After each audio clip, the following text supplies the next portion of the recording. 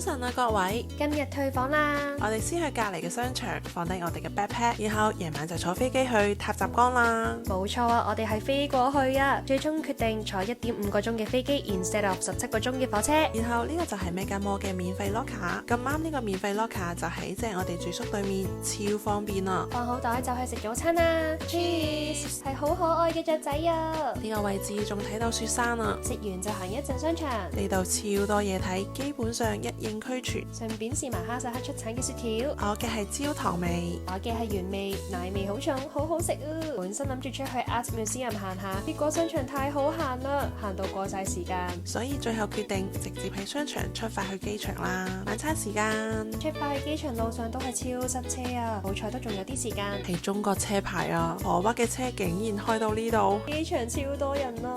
好啦，準備登機啦，再見啦，阿拉木圖。題外話，如果隔離個人體味好重，都真係好窒息啊！晚安啦，各位，聽日見。